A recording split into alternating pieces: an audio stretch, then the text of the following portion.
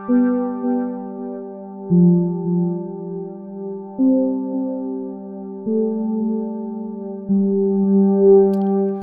and welcome back to the Nerd Impact Podcast for episode 60.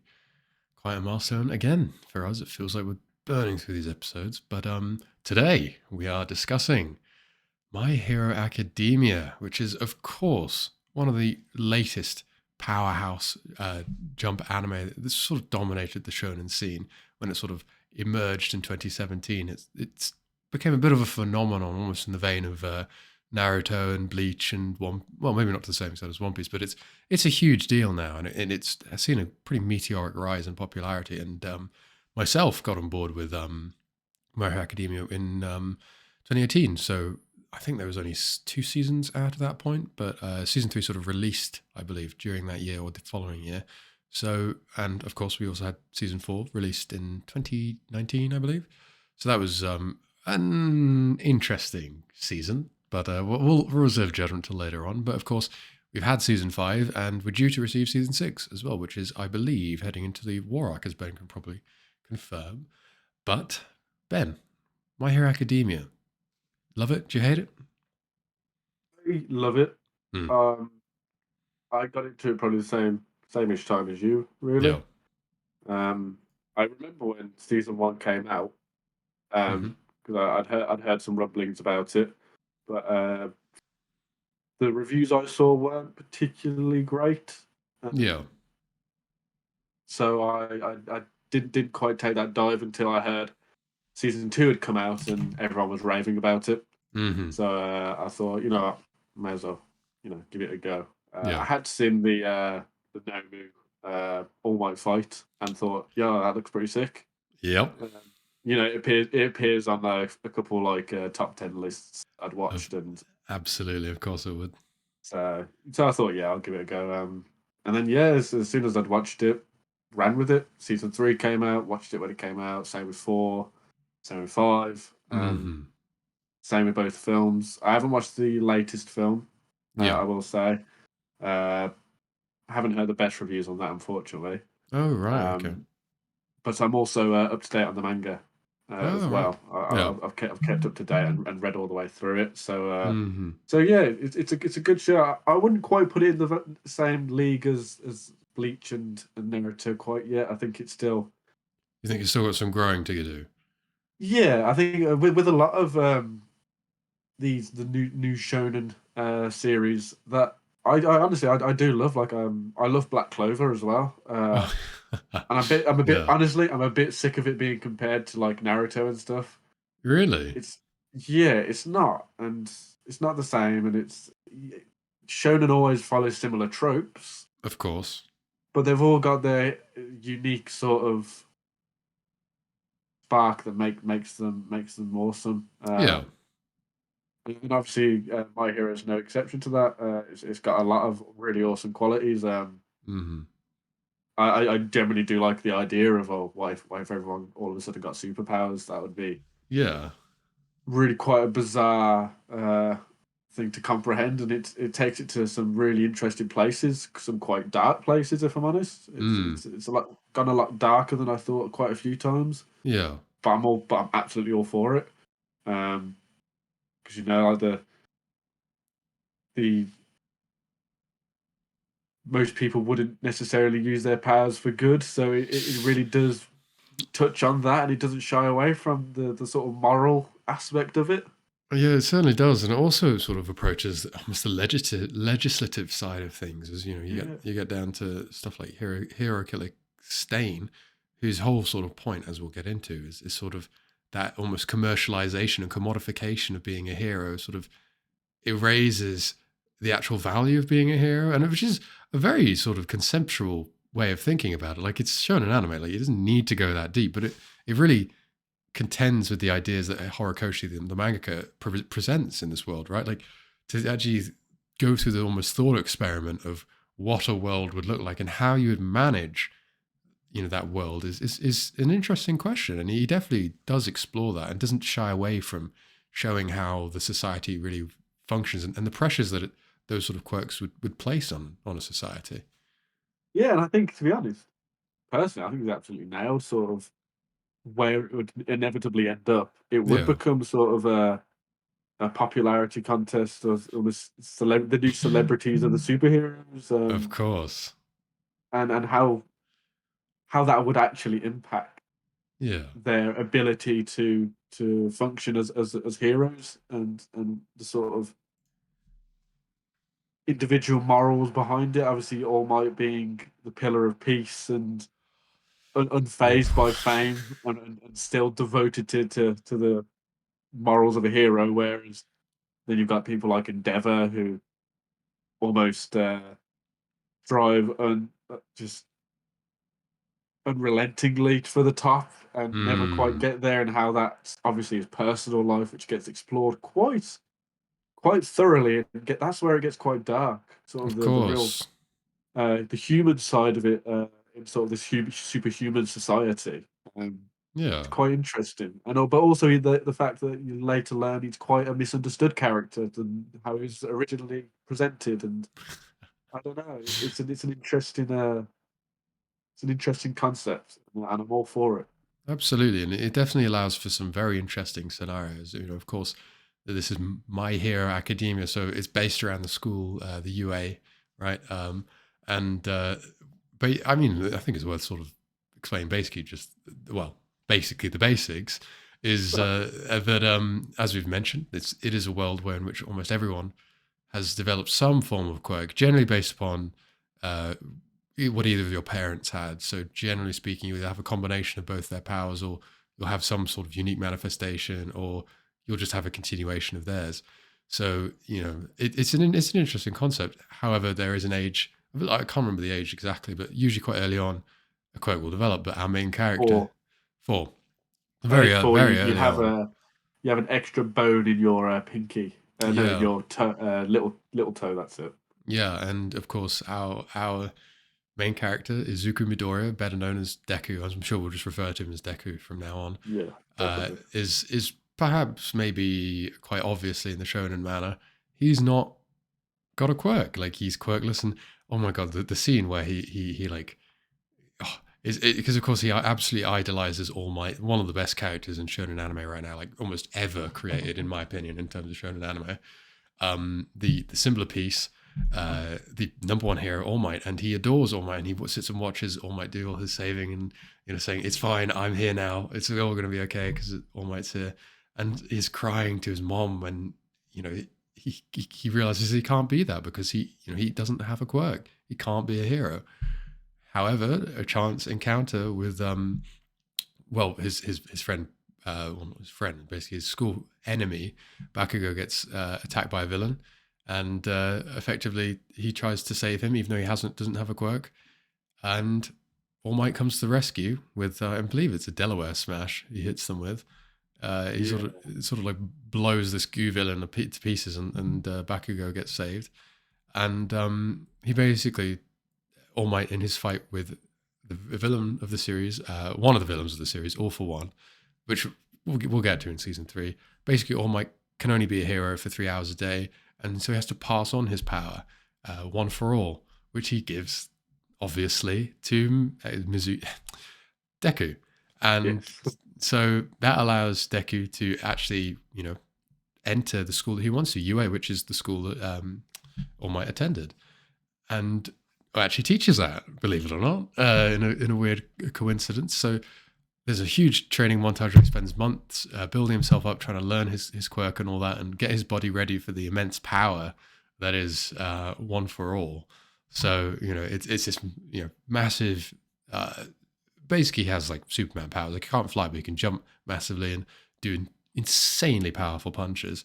However, his body is not All Might's like 6'8" frame, who's just packed with muscles. So as we sort of go through season 1, it's primarily about Deku trying to find some way to actually utilize his quirk and also, overcome the challenge of actually getting into UA, which I think is one of the best parts of the show, right? Is that first sort of entrance exam where he does the first smash yeah, for the first time, sort of like launches himself at this enormous robot, and that shatters his leg and he punches the thing with a smash because of course he's such a fan of heroes that, he has these journals of all the different quirks, and he makes all these notes of heroes. So he's very, very, like a big fan. So he's fully He's a aware of. fanboy. He's He's a referenced as fanboy. the hero fanboy. The Yeah. hero fanboy. So but all that information is, once he actually has a quirk, he can actually utilize all that information, right? So it's not all wasted. Yeah. And of course, what he does is he tries to use his quirk like All Might. However, All Might is physically on a whole nother level. Like, he's a grown man. Like, Deku is, a teenager. He's trying to, and of course, All for One gets, One for All gets stronger as you pass it on, right? So his One for All is perhaps, well, obviously, as we get to see, is much stronger than All Might. So his body can't, an unadapted body just shatters under the weight of his, literally shatters. Like, he just eviscerates his bones and The amount turns of them to times he's dust. fucking shattered his legs and arms. You get to see like the It's X-ray honestly of it. painful to watch, to be honest. Oh, it is. Like, his bones, like, you see his arm goes all like bruised and blackened from where he punches. And, he has to, like, throughout most of season 1, all he can do using his quirk is to like flick his finger, to sort of like build up the energy in his finger and flick it to create like a massive, still a very, very powerful attack. But of course, what it does is basically just strategically breaks his fingers in order to use his quirk, which is really, really messed up when you think about it. That's a rough power to have, like to having to break your fingers every time you want to use it. It's pretty rough. And of course, as we progress, we see the toll that it takes increases. But I think it should be obvious. He gets into UA, and of course, we're sort of recounting the events of season 1 at this point, which I really enjoyed. I actually thought it's a really strong. It gets you straight into the world. It doesn't fuck about like episode 1, because usually, I think, as most anime viewers will know, is that a show is primarily. A lot of these shows can be make or break based on their first episode, right? Like, you'll find it online on Crunchyroll or whatever, and you'll sit down and you'll be like, oh, this looks cool. Like, I like the concept. I like the blurb. I'll give it a try. Whether or not that first episode is good can either completely, derail a show, or it can just be like the spark of something brilliant. And I think the first episode of My Hero Academia really does that. A fantastic job of getting you in the world, and just immediately getting you invested in these characters. Yeah, I mean, if you think about the first scene, I can remember it quite vividly. It's sort of explaining. First, I mean, you have the intro, which explains the world, but then first time you see Deku, he's just watching this gigantic villain causing a muck. Yeah. And then some heroes jump on the scene, and they're explaining who they are, what their abilities are, and then you've got it's Kamui Wood, I think. Yeah, is how you Kamui Wood. say his name. I think he's supposed to be Pretty like a cool. Spider-Man sort of surrogate. Yeah, but usually like arms transform into wood, and but then obviously Miss Mountain, is it? I think so. Yeah. Just comes and steals the show. And it's sort of Deku's sort of explaining it as it's going on, and Yeah. you can see how excited he is, and it's really good way of setting up how the world, and not only how the hero side of it works, but also the sort of civilian side of it works. Like, everyone's around watching, cheering them on. So you sort of get this idea that this is what day-to-day life is like for people. Of course. Shit goes wrong. Hero comes and saves them, and happy days. And the hero always wins. Sort of, or at least that's the point they're at in society at the moment. Yeah.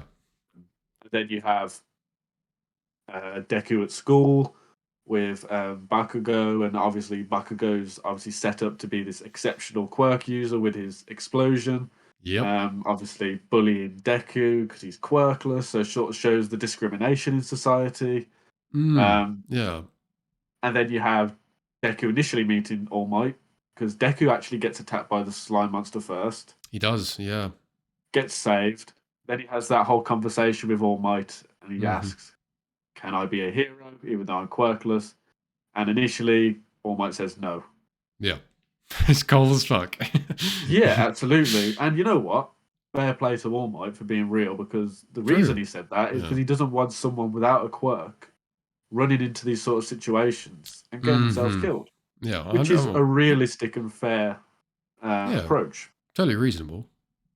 But obviously, he knocks the bottles off that the slime monster was in, and then gets out, gets Bakugo. But Deku proves he's got the hero's mentality, Mm-hmm. and impresses All Might. And then All Might obviously says, "You can be a hero," and that very emotional scene. Blah blah blah. It is a And we're beautiful we're on scene. track. I, Yeah, I it's think great. on that sort of topic of emotional scenes is this show does it just phenomenally.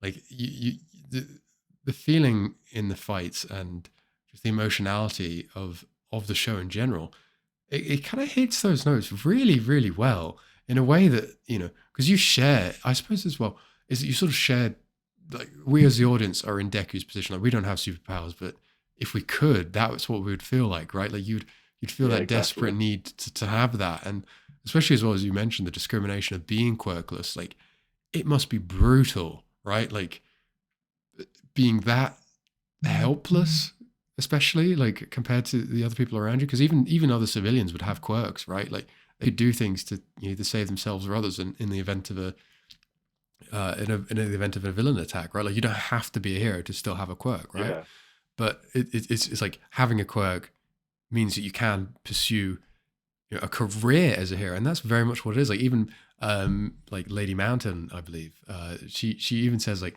this is a good sort of exposure opportunity, and that's why the other heroes, Kamui Mountain gets annoyed at Kamui Wood gets annoyed at her because she's like stealing the limelight, right? And that's like yeah. again, we'll get to it with season two, but Hero Killer Stain had a point, right? Like it wasn't Oh, wrong, absolutely. and No, no, and it's definitely explored later on as well. oh yeah, 100%. Post war arc. It's. I know the I'm anime's not not there yet. caught up with the manga, yeah. No, no, but it's not spoilery or anything. But they definitely explore that. It's a harsh reality, and that's what I like. Mm. As if a lot of shonen animes, the first couple seasons and arcs are fairly light. They don't have to be too sort of too dark or Yeah. too thought provoking, I guess, when it comes to Mm-hmm. the world as an all encompassing setting. Whereas the later seasons, they sort of have to approach, as the stakes have to be raised Of somewhat, course. Yeah, absolutely. and it's you get to the point where these sort of concepts are really thoroughly explored, and it does quite a good job of it. Hmm. And it really is a very thought provoking show. Um, if every kid has thought about, if I had this superpower, I want that superpower if I could. Yeah. And then they really introduces the thought of, wow, how would it actually work? Mm-hmm. And would it almost makes you question your sort of moral willpower? Could you stay true to the true hero nature, or would you think you would be sucked into the fame and the exposure side of it? Um, Yeah. Yeah. and It's, you have to be honest with yourself at the end of the day. I think that is an interesting point that at some point, point and point. But no, I think that's an interesting note to sort of consider, right? Is that once you have that power, what is there to necessarily, stop you abusing it? Like we've had that idea approach before in a lot of comic books and stuff like that. Like, what if Superman turned evil, like Injustice and all that, right? Like, there's very little you could do, and there's very few people that could, stop him, or almost no one could stop him. So it's an interesting concept that again, the whole point. I think Uncle Ben says it best, right? Is that with great power comes great responsibility, and as we see in the show, is that when you have a society full of people with great power, how does that work, right? Like, it's going to be almost constant conflict because you've got the people who are trying to use that power for good, and there are those who are obviously going to exploit it. It's it's difficult to imagine how you'd even realistically have a society even begin to work. You've had people walking around like Endeavor, being able to melt their way through buildings.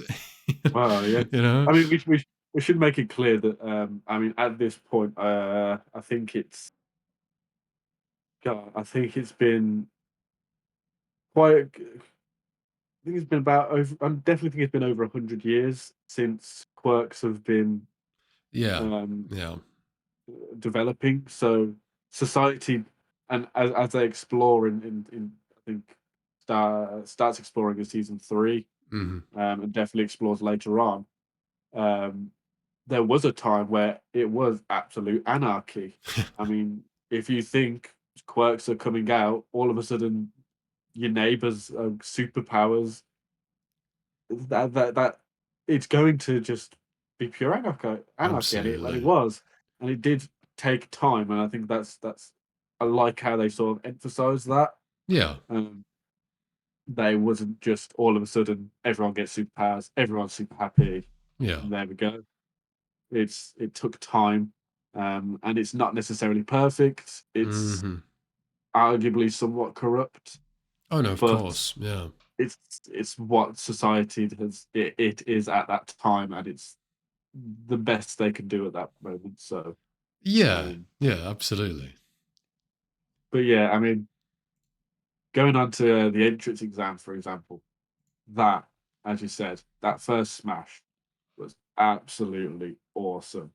Um, because the setup for this is to get into UA High, the most notorious superhero high school, I think, in the world, or definitely in Japan, where it was Hmm. set. Um, they have to do sort of like a practical exam, Yeah. and there's these mechs of varying size worth different points. You destroy them, um, and whatever your points are, you get in. Um, which is obviously it's an interesting thing because if you think about someone like Izawa, so Yeah. Racerhead, Hmm. his quirk absolutely useless in that situation. In True. reality, ridiculously overpowered quirk. Yeah. Yeah. It's not a fair test, basically. No, not at all. Um, so you have the varying size. So you have 1, 2, and 3, and then 0. Mm. The 0 being the absolute giant one, which is the idea run away. Because Yeah. sometimes as a hero, you've got to run away. You can't always defeat the villain. Sometimes Hmm. retreating and making sure everyone is safe is the best idea. Yeah. Um, and we're introduced to Deku. We're introduced to a few of the characters that will later become part of Class 1A, Yep. um, like Ida Hmm. and Ochako, and then Uraraka as well. well, that's yeah, Ochako. Oh, sorry. I Yes. couldn't remember the. It's really, I always get confused because they use their last names as first names. Yeah. Yeah. It's whatever, but yeah. So Deku's got no points at this. Well, no points at this point, uh, because he's not been able, not used his quirk yet. Yeah. Um, and uh, the 0 point mech comes about, destroying everything in its path. I mean, at the end of the day, these are like 16-year-olds, 15, 16. Yeah. If I saw Yeah. something like that, I don't care if I could punch as strong as Deku, I'd be running the other way. Absolutely. Um, Absolutely.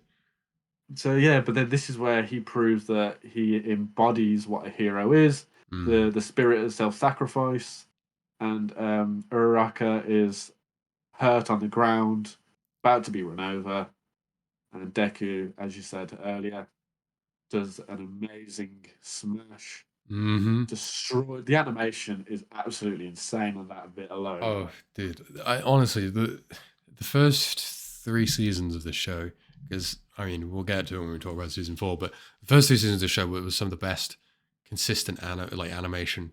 Like it has some of the most impressive pieces of Sakuga that have come out in the last like decade, right? Like, of course, we've got Mm, Demon Slayer that came out in 2019, which sort of has taken the limelight in that regard. But prior to Demon Slayer coming out, My Hero Academia, particularly in season 2, was known yeah, yeah. as the show with the best animation, right? Like the best battle shown in anime with the best animation. So if you wanted just jaw dropping Sakuga, you went to My Hero Academia. Of course, like I said, Demon Slayer's the hotbed of that now, but prior to that, prior to 2019, this was the biggest deal you could get in terms of that. Yeah, I mean, definitely shows in that scene. And as I say, the way they depict his limbs after he's shattered them. He sort of like falls out of the Oh, sky and his literally arm and because he shatters his leg kicking off from the floor to launch himself that high, and of course yeah, shatters his it's a entire arm. 10-story building. Oh yeah, like it's huge, and so he basically flies to do it, but that shatters his leg. So he literally hits the floor. Like he doesn't. I mean, I think Uraraka stops him. She Catches him. slaps him in the face, luckily. Yeah, as he's landing. So of course she can control gravity, so she does save him. But you can see his arm like flapping like a loose flag or something. It's not like even. Yeah. Ugh. They don't shy away from it. No, they It's don't. seriously. And so yeah, And if you don't like bone breaking compilations, then like, ugh. It's yeah, not for which I everyone. hate personally. So Yeah. especially, I mean, I was skipping forward a bit, but with the fight with Muscular, I struggle to watch that fight because of that. I mean, his arm like bursts and stuff. It's Yeah, it's because obviously, I mean, he has. Then he later develops the finger flick technique. yeah, And I'm thinking particularly the fight with Todoroki, the sports yeah. festival. He uses all of his fingers, and it's like, well, he's out of ammunition now. But then he breaks them even further. They just go even more purpley and swollen, and Because it's at one point he uses it off his cheek as well. Like he creates a yeah, smash off his like he flicks off the inside of his cheek, so he gets all like mashed up on the side of his face with like his broken ass thumb. It's almost like body horror, really. Like somewhat. Yeah. and of course Deku suffers a lot of consequences for that. Like he has to like wear protective gauntlets or else he'll lose use of his hands because he so Well, busted yeah. them up. But season one, I mean, there's only like 12 episodes, I think. Season one isn't very long. And it ends with the amazing. So, of course, they're sort of taken to this practical environment, which is sort of like this disaster. Several disasters are going on. And like there's sort of like trial disasters. You have one in water, Simulated. Yeah. simulated, right? So you have one in water, one on a mountainside, and one in like a city block that's on fire. And depending, the class gets sort of broken up depending on, I think it's sort of randomly almost. So, Yeah. they're spread across. No, that's not true. Actually, is that they get in? Well, no, it's the villains. Yeah, I was about to say that they get in and they're immediately attacked by the League of Villains led by Todoroki. It's not Todoroki. No, Tagashi. Yeah. Oh no, now I'm drawing a blank. Well, how am I drawing a blank? Shigaraki. Shigaraki. How am I drawing a blank Shigaraki on that? Tomura. Yes, that's it. Yes. So the very, very, I mean, I will say, Horikoshi's designs are pretty fantastically unique, right? Like you could see almost any of them just through silhouette alone, and I would know who they are. Just which I think is a good assessment in terms of unique character design. As if all you can see is the silhouette, then it's like, well, I mean, if you look at stuff like Akira Toriyama's, like you could show someone with a good build and spiky hair, I'd be like, that could be Gogeta, that could be Goku, that could be Vegeta, that could be Trunks. Like, I mean, not to say he doesn't have unique character design, stuff like Piccolo, Cell, all of that, but at the same time, there's a distinct level of diversity in Horikoshi's designs, but their designs also match their personalities. They also match their quirks. So it's pretty brilliant the way he's able to do that, to sort of have characters that I mean, like I said, All Might's design is fucking impeccable. Absolutely impeccable. Absolutely. With the US flag all over him, his like 2 strands of hair that go up, him being absolutely enormous is just, I don't know, there's something just immensely iconic about it. And he was my primary draw to the show, really, All Might, which I think is probably a lot of people's, to be honest. Yeah, I would somewhat agree. Definitely having, like, as I say, seeing uh, the Nomu All Might fight on top 10 lists over the years. Yep. So I think the thing that sort of made me stick with the show beyond season one, Yeah. or, to be honest, beyond episode one, if I'm honest, Mm-hmm. is the sort of relatability to Deku that I would be absolutely crushed if I was living in a superhuman society Yep. and was part of the, I think it's at this point 30% that don't have quirks. Mm-hmm. That would be crippling. I mean, emotionally and somewhat practically. Yeah, of I course. mean, you can't be a hero. unless you all of a sudden meet All Might and he gives you his quirk. If you're But I'm insanely not a lucky. protagonist. Yeah. Um. So yeah, but then obviously the I think it's the JLA is what it's referenced as. Mhm. That invasion where we see All Might versus the Nomu, but introduced to Shigaraki and Yes, the League of really Villains. introduced to villainous, sort of the villains as a whole, really. Yeah. Because at this point in the show, as I say, it's been very much them in school, Hmm. which has been pretty cool. I like Aizawa's tests, Yeah. uh, I think it's quite an inspirational, motivational, whatever you want to call it, bit where Deku does actually figure out how to use his quirk just through his finger. With the baseball, yeah. Yeah, yeah. Because he threatens anyone with no talent is going to be kicked off the course, Of and course. Deku is the only one who hasn't got some sort of um, unique advantage in any of the sort of basic fitness tests. Yeah. Um, but he obviously shows his determination. And then you have the fight with Uraraka Deku versus Bakugo and Ida.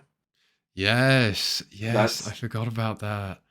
pretty mad, where Deku destroys an entire building with Hmm. punching the air, basically, Yeah. and really shows what you were saying earlier about how he analyzes different heroes, utilizes their Mm. skills. So he knows how Bakugo fights, so he absolutely dominates him without even using his quirk. He does. Yeah. Just using judo alone. Hmm. Pretty cool scene. So yeah, so this is sort of the first introduction of villains, and sort of what some of the teachers can do. So you have 13, who quirk is black hole, It's a who very, just very cool quirk when you think about it. oh yeah, They specialize in sort of like debris removal and stuff like that. So like they're usually like just an emergency, searcher and stuff like that, because they can just sort of pull all the rubble of an earthquake or whatever and just sort of dispose of it, right? But well yeah, because if you think about it, if he was to fight a villain, mm, they'd die, oh yeah, and that's not that's still against the law. yeah, You're not yeah, heroes aren't allowed to kill. hmm, That is as you were saying at the start, like the legislation side of it, and sort of the all that aspect. It's introduced, and it's makes sense to a degree. absolutely, yeah, And so yeah, so you have 13 there, but then you also have Racerhead, or Mr. Izawa, mm, who's absolute king. such a king. Absolutely love Izawa, and he has the ability to, if he looks at you, can disable your quirk Hmm. unless you have a I can't remember what the categories are, but like the body modified quirk. Yeah, so Um, if it's one that sort of like permanently alters your body, then he can't disable that, right? But it's like yeah, he can deactivate activation quirks somewhat. absolutely, yeah, yeah, So if Deku was to go use um, one for all, he could stop, so he just can't generate that power. yeah. Could stop Bakugo igniting his nitroglycerin, because Horikoshi does sort of try his best to explain how these quirks work on a physiological level, He does, yeah. which is Like, I mean, somewhat bizarre.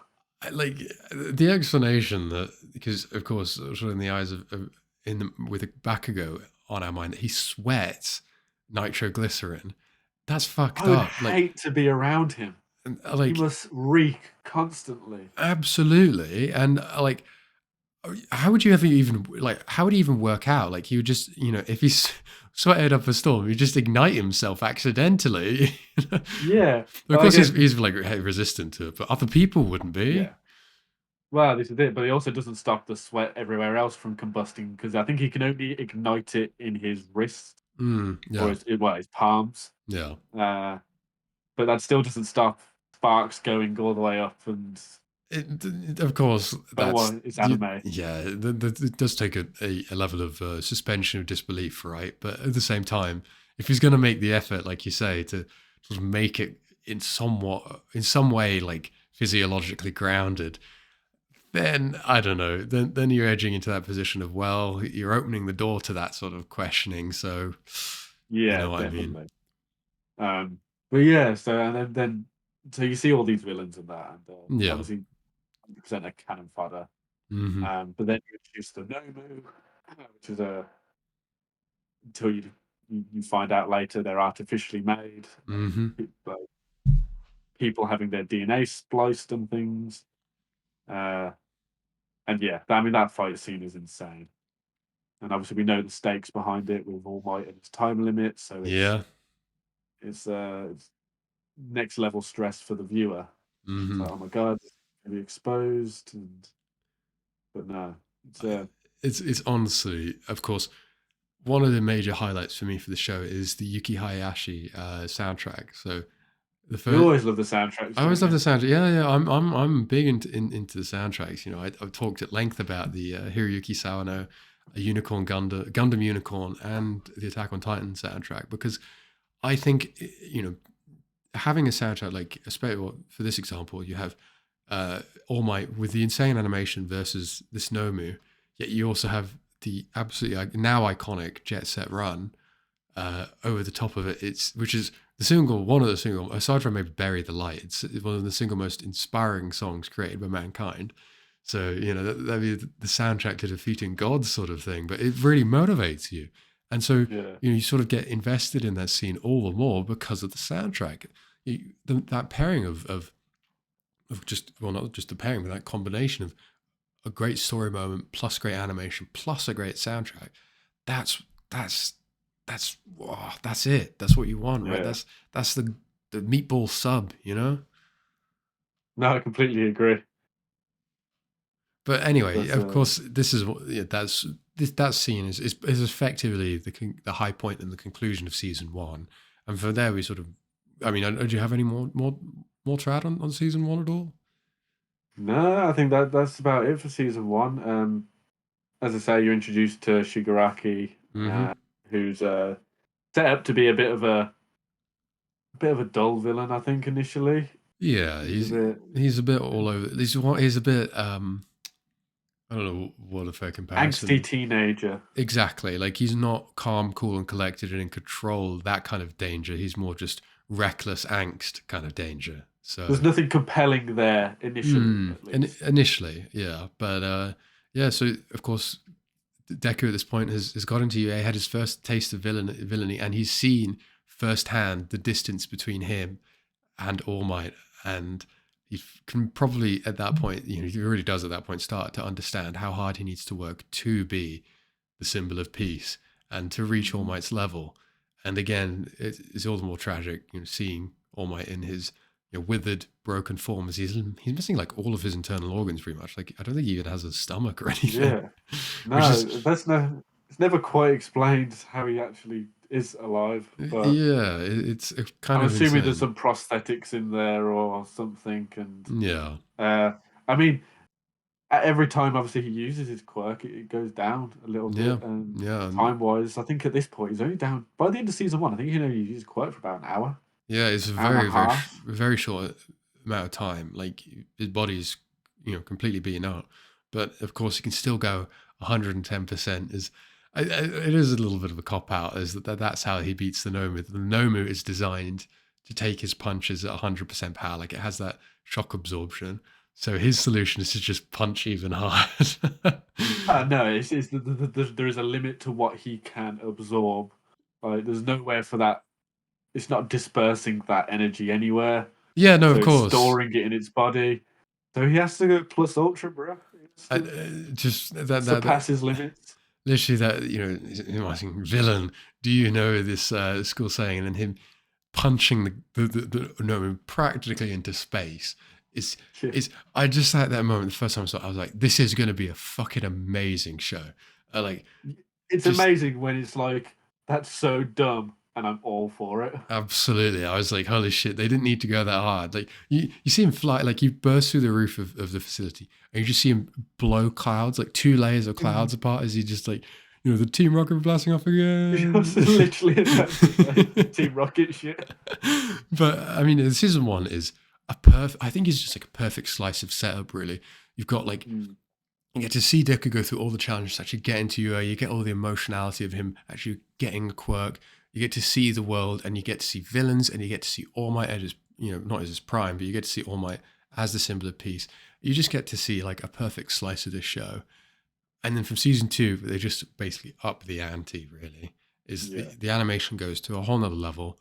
It becomes literally like top tier Sakuga worthy with the sports festival, really. Oh, yeah. Which is effectively just one of the best tournament arcs, aside from maybe like the dark tournament arc in Yu Yu Hakusho, or maybe the Cell Saga. So, but this is one of the best in shonen anime, really. Aside from, again, Record of Ragnarok, if it was animated well. But that's a whole nother kettle of fish, really. But yeah. So favorite scene from a tournament? I mean, I love the mind control guy. I can't remember his name. Shinzo, yes. His fight with Deku is pretty tense. Like, I was 100% convinced that that's it, but of course, Deku like breaks his own finger to like, as he does, to sort of get himself out of the mind control. The vestiges of One for All. It's not necessarily him. Yeah. Well, yeah, anyone else would have fucked against Shinzo. Mm-hmm. But it once again poses a really good question about the sort of side of Quirks and the discrimination behind it, because everyone assumes Shinzo would be a villain. I mean, yeah. You talk to him, and he has the ability to put you under brainwash. It's very very ominous power, really. Like, what's his face? From Jessica Jones. David Tennant type shit. Yes. We covered him in Daredevil Yellow. He was one of the villains in that. Kilgrave. That's it. Yes, Kilgrave, the Purple Man. That sort of vibes, right? Very ominous power, but a lot of the powers are open to a distinct level of abuse if you're that way inclined. But of course, I love the cavalry fight. The cavalry battle. I actually thought that was really, really great. And I'd love to actually just do that in real life, right? Like, just suspend someone on your shoulders and then just run around a field. Seems like a pretty cool school event, really. Like, I thought that'd be great fun, but very too much tiring. health and safety in UK. Oh, true. Yeah. And not enough quirks, really. But it's cool how like they plan out the uses of their quirks, and they have to reach the bands and stuff like that. So they have God, Class 1A is huge, right? So there's so many characters to remember, but they're all I can picture them all in my head. Yeah, I can't remember all their names. I will try my best. To fill in the one with the stand, the shadow. Tokiyami, yes, the bird boy with dark shadow. Which I think is a really an interesting version of Quirk, because his has a distinct downsides as well, in terms of like not just being something hard to master, but it's like it actively has a negative impact for him. That like the stronger shadows are, the more in control his stand is. A bit sort of purple haze type shit. So it has a distinct. It's a blessing and a curse, which is an interesting way of thinking about it. Because compared to other quirks that are a bit more activation based or whatever, there's a level of genuine practical benefit to them. However, his has got immense practical benefits, but also huge downsides as well. So I don't know. He's definitely one of my favorites in Class 1A. But the one-on-one fights, I mean, I actually do love the relay race, which I believe is the first event, where you have Deku. Sort of he rides over the minefield with a piece of armor plating, which is so clever. And the disrespect when he places his feet on Todoroki and Bakugo and slams it into the ground, propelling himself forward. Oh, that's some king shit right there. Of course, that's some disrespect. It is worth mentioning the Todoroki as well. The half and half. Half and half. So he's got both ice powers and fire powers, but we haven't seen them yet. Until, of course, the absolutely incredible fight between Deku and Todoroki. I mean, the first time I saw this, I was mind boggled that an animation for a show could even look that good. Because of course, this is, Deku sort of basically as he is the heart, the selfless hero, right? Like he's very much an archetype, and he basically convinces and talks to Todoroki that he needs to. He basically almost, in a way, like helps him confront his trauma of his youth, Yeah. right, and helps him, recognize that he too wants to be a hero, but he can't be a hero if he doesn't give 100% of himself, right? The way Deku is, like, he's breaking his fingers, he's literally trying all the time, 110%. But Todoroki's like holding himself back until Yeah. you get that bit where he activates you get one of his sides just ice, and the other side is covered in fire. And of course, at this Mad. point, just one of the quizzes where he just goes Shoto and Endeavor, and he starts like going like, "Oh my god, you finally done it! I can finally recognize you as my son." And you have like Present Mike going like, "What is he? What's his deal?" Right? I Like, love Present Mike. he's so fucking funny. But of course, phenomenal Sakuga Oh, in this that scene. clash. Just, it's just unreal. Like, you get to see Shoto send out, it's basically just colossal almost spear of ice at him, and Deku sort of launches himself across, and he's flying at ridiculous speeds, and then Shoto sort of like all the air pressure and all that, like of course, Deku's quirk works off air pressure. Basically, he punches so hard that it generates a massive gust of wind, right? So he also puts his hand out, which creates massive backlashes of air, and then Shoto sort of ignites off all that. And that one bit where he sort of like puts his hand out to the side, and the way it's animated with the fire arcing across him, Incredible. it's just absolutely absurd. It's just so good. And I can't remember there's a particular is a particular animator that does this style. And of course, when you see the sort of backlash of that, you see everything break up into these blocks, right?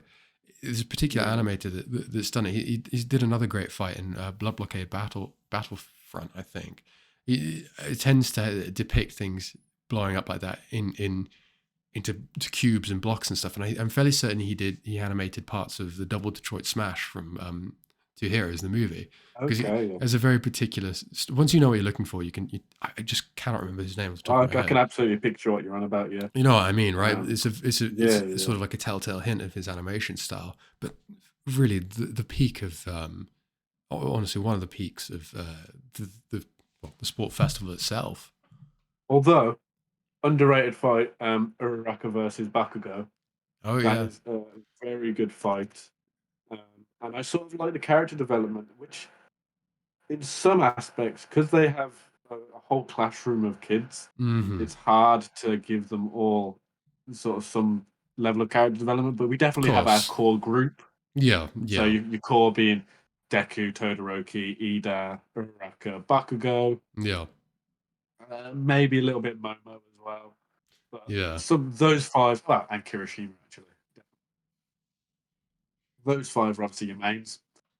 And Bakugo gets some good development in uh, this arc. The fact that he does recognise that Raka is dangerous, Oh and yeah. he isn't holding back. Mm. But for her to come up with that strategy and endure and just endure, and everyone's sort of like, "Oh my god, Bakugo's bullying this girl," but he's like, "Nah, Yeah. bro, if she touches me, it's over. It's like Yeah. I gotta do this." And then he releases that massive blast and just crushes her hopes and dreams. Yeah. It's a rough scene. But one thing I do want to say, once again, Horikoshi introducing some really quite interesting concepts. Mm-hmm. Um, sort of, and obviously not shying away from going to some dark places. Todoroki's backstory is fucked up. Oh, yeah. I mean, it's very like surprisingly deep, right? Yeah, You and know, they like, explore it even further as it goes on the mm, series. A lot more comes out, yeah. which just makes it all the more that dark. But at this point in the show, all we know is we were introduced the idea of quirk marriages. Yep. So, it's choosing your partner to create the best possible quirk It's imaginable. effectively just eugenics, really. Yeah, It's very, very. I mean, in some ways you can almost understand it, right? But at the same time, it's like yeah. very, very, transactional. Well, this is it, and that's what it's sort of depicted as initially. Yeah. That Endeavor sort of bought Todoroki's mom, Mm. uh, but it's later revealed that there's a lot more to it than that, and he's Hmm. not as much of a dick as people thought, and there was Yeah. elements of love, but there was also um, can't remember her name, but Todoroki's mom's family was wealthy, but were going poor, and Hmm. sort of requested it from Endeavor. Yeah. So it sort of all worked out, but then she goes slightly insane after the death of one of her children. Hmm. Um, and then she scars Todoroki very similarly to Zuko from Yeah. Last Airbender. True. Actually, that's not. I should have I clicked that. wonder Really. if there is some sort of cultural relevance to like burning I think it's both their left eyes. It is their left eyes, isn't it? Yeah. I'm pretty sure it is. I wonder if there's some sort of cultural relevance there. But, I wouldn't know personally, but that's I hadn't made that connection of Prince Zuko and Todoroki actually. both fire users, both burn Yeah, to the left eye, both have a both poor very relationship with brooding. their dad. Major daddy issues. Major daddy Um, issues. and both mums with severely mental health issues. So, True, actually. Yeah, but Christ, now you say it, I should have really seen it, but I still like both characters. Don't get me wrong. Like no, they're both they're brilliant. both like respectively some of the best parts of their respective shows. Yeah, definitely. I fucking love Zuko. Oh, easily, yeah. Hi, Zuko here. But I mean, do Um, you have any more to add about the sports festival before we move on to the rest of sort of season 2? no, I think it's that's it really. They introduce obviously a lot of Class B as well. Yeah, because They're very much underappreciated all the way up until season 5, really. true, they do. They don't necessarily get the respect they deserve, I They guess. get a little bit in season 3 Yeah, with they the do. training camp. Of course, yeah. But season 5 is where they get to show off, like, just how far they've come as well, Yeah, and yeah. sort of the dichotomy between experience and pure preparation. Hmm. Um, so yeah, it, they're introduced at this point. Yeah. So you get familiar with the characters and you get to see their quirks in action, and you get to see the class rivalry as well, because Class 1A is, had that experience with the villains. They're very notorious in terms of the Mm. wider, because of course, heroes, sort of hero agencies scout out potential recruits at the sports festival of UA. So there's a lot on the line for our young heroes, but I mean, from there, they have effectively, they go to find a mentor, essentially, Yeah, which turns out to be, well, the one that Deku, after not really, I don't think he didn't receive any didn't aside get from, any. it didn't get any. So, as I said, they get scouted out at these, at the sports festival, and they receive, sort of like a pupillage almost, right?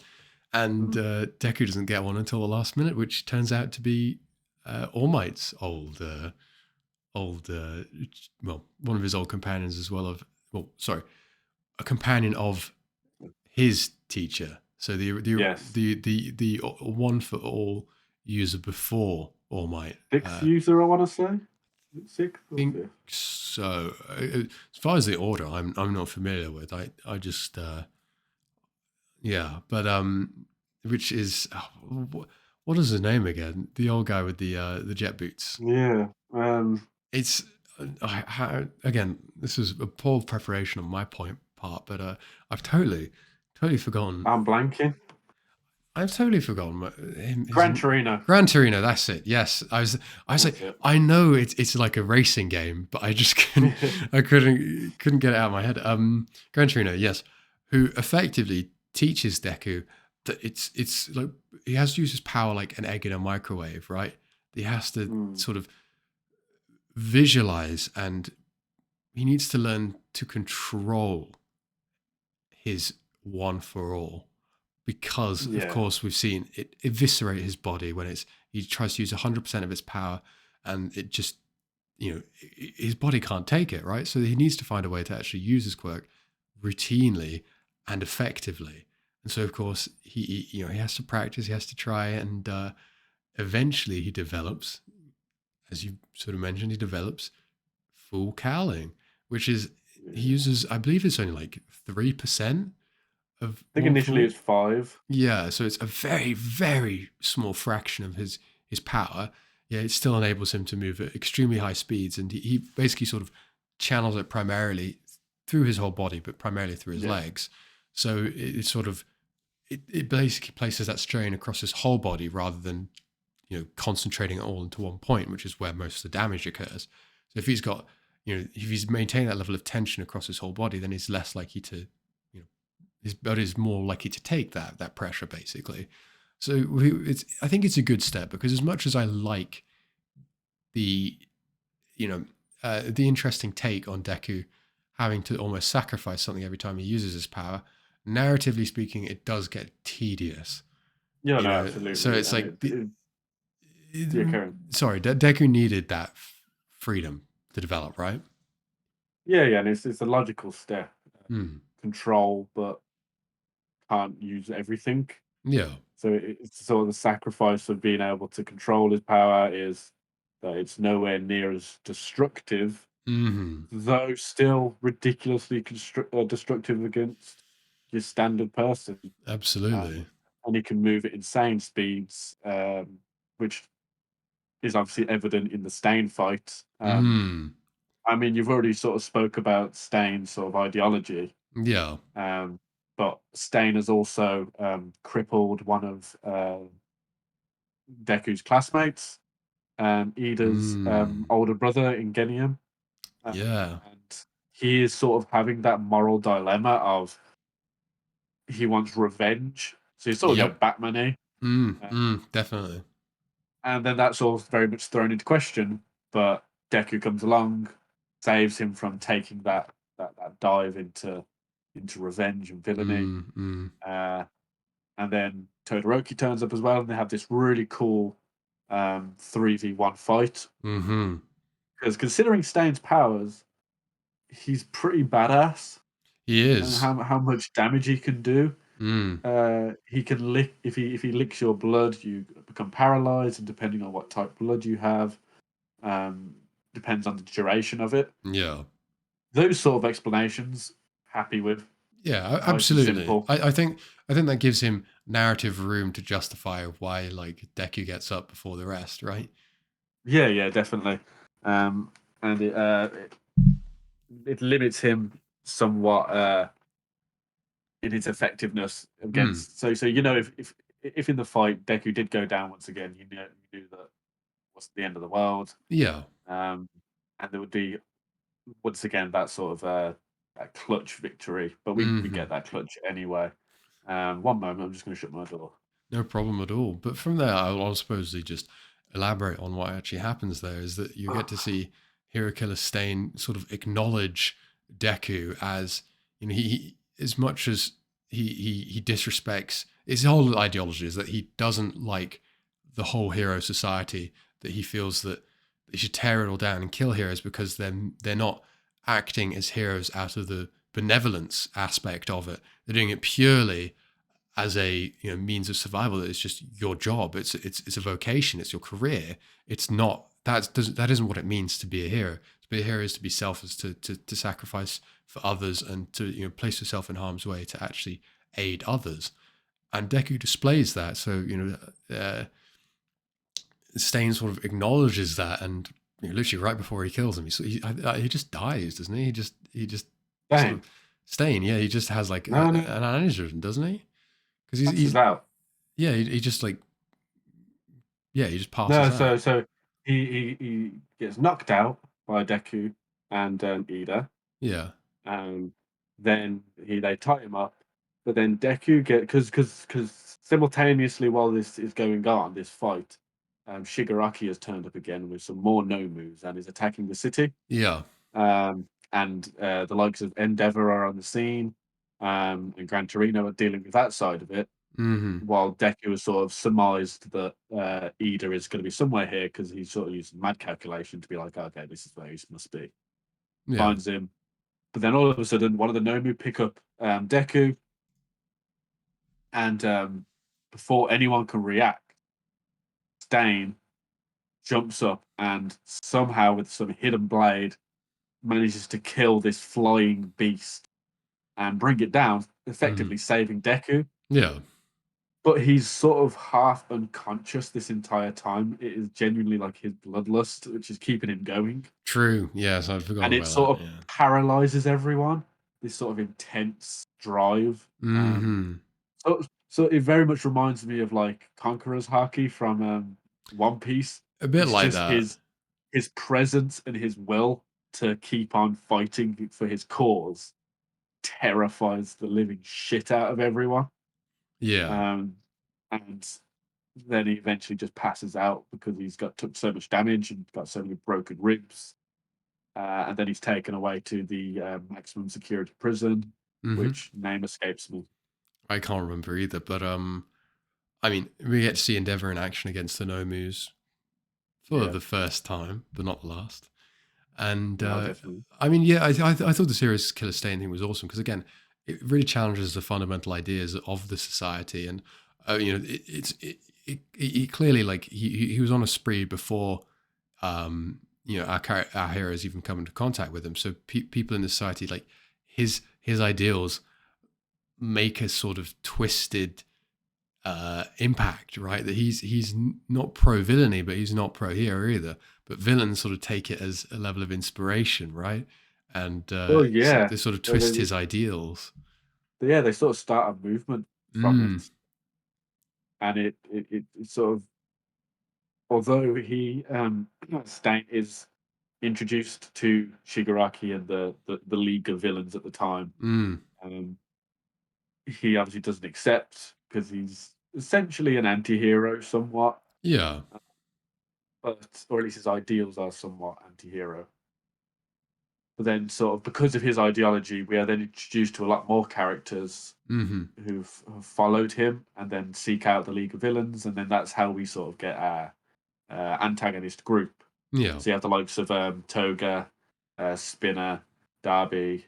Um, I think they're the only three that are shown to be sympathizers with of Stain, and Yeah. actually reference Stain as their inspiration somewhat Hmm. for their actions.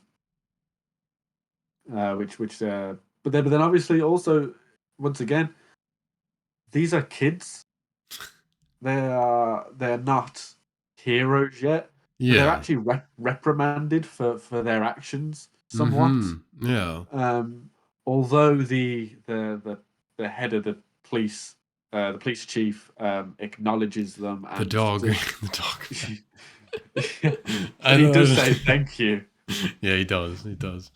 But it's all under this guise of, you can't talk about this because what you did was seriously illegal. This guy Mm, has broken ribs, he has burns all over him, but we can't allow students to recklessly use their quirks. of course. So once again, it sort of does show Deku, who has consistently shown this, but also then Ida and Todoroki sort of showing this the true essence of being a hero. They don't need the recognition. They're happy without it. Yeah. Um, they just did what they thought was right, or at least Todoroki and Deku did. Then Ida learns that lesson. Yeah, of course. But yeah, so that's basically sort of how season two sort of moral ending. That's Mm, like yeah. the you've had your big bad Stain. He's had his impact on the story. Hmm. And yeah, he's referenced later, as I said, with the new members of the League of Villains. But that's really the sort of the all important bits of season two. Hmm. Um, Yeah. although the one of my favorite scenes has to be, because he does a very good balance of showing that they are still at school, Yeah. they're still students. I mean, unfortunately, Class 1A do encounter villainy constantly, so Very and they see unluckily. they yeah, well, they go from unluckily to being targeted Of specifically. course, yeah. But then it does show a lot of sort of quite wholesome, like they're sat in the classrooms. It's like, well, today what we're going to be doing is like, please something normal, please something normal. Then it's like Hmm. hero names. Oh wow, cool hero name. And then they all become up with their hero names, uh, which is actually really quite interesting. I think it's a There's so difficult many cool concept, ones. right? Like I have no idea what the fuck I'd call myself if I was a hero. Like I have no idea. Well, yeah, I mean, a lot of them have quirk specific. So you Of have course, yeah. Sue, who is has a very she's a frog basically. Quero, Um, quero. so she becomes the rainy day hero, Froppy. Yeah, Froppy, which is a Uh, great name, honestly. yeah, because if you think about it, there's a lot of different sort of ways you can go. Yeah. I mean, you can go her way with a very cute, child-friendly name, or you can Mm. go explosion, murder, whatever it was that Baku goes for. Who so he becomes he's a nameless one for now, Yeah. and a few of them go nameless, like Todoroki goes nameless. Which is very fitting, Ida, I think. yeah, same with Ida. Although his is definitely he feels though he needs to live up to the name of that his family have Yeah. for heroes, which is Ingenium. Hmm. Um, but then you have the likes of I can't remember her name, but the Acid Girl. I cannot remember either. Ah, I can't remember her name. I know exactly what she looks like. Pink, white eyes, white horns. I Yeah, literally, I could, again, I could see the silhouette and I would know, but character names, they just don't stick with me the same way. yeah, but she goes from Alien Queen, which then they do a really cool little image of Yeah, her that a side bit. as a xenomorph esque Yeah, form. But then they do say like that's not exactly a hero name, is it? yeah, yeah. So I think she becomes Pinky or something. Something along Um, those lines, I believe. then you have, I think, is it Cellophane, which is Cero's name. Hmm. Basically dispenses tape from his elbow, so a really shit I Spider-Man. mean, it's a bit freaky, but I think it's actually a surprisingly versatile and useful ability. Yeah, Is because the tape's very strong, so you can use it to bind people. You can use it like in combat, and as you said, like, you can use it to sort of swing around the place as Spider Man. yeah, and although Sellotape is actually a brand, isn't it? It's not actually what the product is, so it's very It, interesting that his name is a brand, basically. yeah, true, true, true. He's Uh, more of a manufacturer of sellotape than anything. but then you have, like as we said, Tokoyami with Dark Shadow becomes Tsukuyomi. So that is Mm, God of the Moon, isn't it? I believe so, something like Tsukuyomi, that. Yeah. which is a cool name. Trying to think of the other ones. The pedo of the group, Mineta, Oh has God, what's his? Grapefucker is. It's such a cretin of a character, honestly. I mean, um, his power's so grim as well. He's like bleeds out his scalp when he's just ripping his clumps of yeah, grubby, greasy hair at people. Which is yeah. quite questionable in its application. But yeah, No, definitely. he's the perv of the class. Yeah, he's definitely the joke of the Yeah, group. yeah. Because then you have the likes of Momo, who can create anything that she understands the anatomic structure of. It's just a crazy, like that is Yeah, probably the most versatile power out of all of them. Like, she creates like rubberized blankets and stuff like that to stop lightning users. She creates like her own weapons and stuff. It's yeah, yeah, great. I mean, of course, she needs to eat a lot to generate those things, and she needs rest and stuff. But generally speaking, it's a crazy useful power. yeah. But she definitely has her arcs. Mm, She has a mm. lot of confidence issues. That her sort of decision making Yeah. is called into question, and she has to get over that. And she does become uh, a more all round character Hmm. by the end of it. Um, I'm just trying to remember. Obviously, Uraraka, who she touches her hands together, then touches something, it becomes weightless and Mm-hmm. floats off, so manipulating gravity to some level. I think her name's Gravity or something It to is a that. Zeravity, yeah. Yeah, and there's just so many other members of the class I can't remember. Um, but then I guess this is where also actually understanding the Japanese language and the way it's written and sort of the meaning behind different phrases, I guess. Of So the word course. deku, I don't know exactly what the word. It's deku means like loser, basically, doesn't it? Uh, Just for some. Again, my specific knowledge of the sort of almost pun-like nature of some of their names, I wouldn't be able to comment on, but But it is referenced it in the is show because referenced. Yeah, because Deku is a name given to him by Bakugo. it I is. think Yeah, it's a effectively calling him derogatory useless. name. Yeah, Yeah, to useless in some aspect or another, or loser or whatever. he sort of But reclaims then, it. yeah, to mean whatever his sort of his business is. Yeah, I yeah, can't remember the specifics of it. But I quite liked that scene because it shows the whole class being quite. I mean, they're teenagers, they're teenage yeah. heroes, and I think that's pretty cool. Keeps them Um, grounded, less just already crime fighters, but no, they're actually just kids going through school who just happened to end up in those situations, rather than yeah, that being the intent of the show. You know? yeah, definitely. That definitely allows them to maintain some level of innocence, I Yeah. guess. Um, although something that's not quite as innocent. I know we're pressed for time, but I would like to quickly mention. I was flicking through the other day, and I was watching a video on the actual original concept for Deku. Oh yeah, Now yeah. I know you've seen the design. He's a Yes. lot more emo-y, Mm-hmm. Yeah, yeah. but from what I uh, can remember, his original quirk, he was basically going to be Freddy Krueger and manipulate nightmares. Oof. And now that's some dark sort I of mean, that's very take on cool. the character. That is very cool, but at the same time, that is perhaps not shown inappropriate. Really, which must Well, be why he changed it, right? this is it. That's what I'm thinking. It's probably some took that to Shonen Jump. They said, no, definitely not. As a Uh, figurehead main character, yeah, especially. And then also that All Might originally transferred his quirk by kissing Deku. I mean, him So, eating it and having to eat his hair is weird enough already, but but that's comedic. The eat this, and it's like, well, true, there is an that's element of somewhat comedy funny. to it. Yeah, yeah. I mean, I can appreciate the comedy of it, but at the same time, that kissing But a massive, muscular man just him kissing a little emo child is. isn't shonen friendly. And yeah, I can imagine why he made the changes that he did. I'm sure very a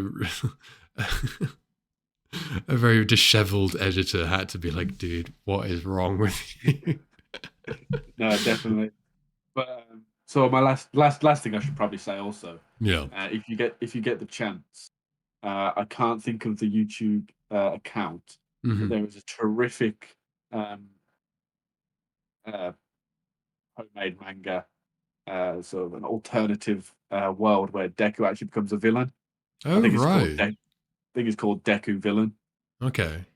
I suggest to anyone who loves My Hero Academia Yeah. to check it out. Hmm. Um, it is very interesting and a very interesting approach. Very well done for a fan made manga. You didn't see. I mean, it's a lot of AMVs and stuff like that, and I mean, back in the day, you see a lot of dubs and comedy dubs, Naruto bridged and Guy over the Funk and that sort of thing. But Alternate reality Dragon Ball Z. Elson Reality Dragon Ball Z, but stuff like actual like fan manga, I don't think you see. I mean, there's fan fiction, but I don't think you see necessarily like fan created manga as much, really, which is an interesting concept. I mean, I suppose it's that marrying of particular talent and writing plus artistic skill, which sets Yeah. sets that level, that is so restrictive as to who could actually pull that stuff off, Exactly. Yeah. But yeah, I mean, I'll give that a look, Deco Villain. It'd be cool because again, sometimes the whole sort of hero shtick can get a bit, you know, samey, I suppose. But you sometimes do want to see someone just go ape shit, So especially someone who can. It's a scary idea. Well, Honestly. I can imagine. I can imagine seeing what Deku's capable of. To see him actually do that with malicious intent would transform the whole thing. But Oh no, this is before he gets one for all.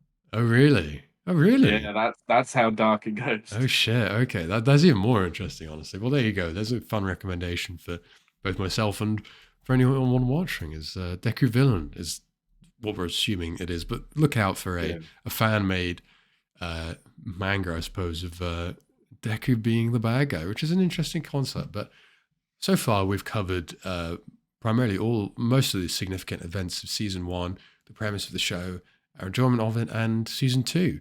But we've still got another 3 seasons to go, so I'm sure we'll cover them at a later date. But thank you for joining us for the hour and 11 odd minutes of this. But thank you for joining us. We'll catch you for the next episode.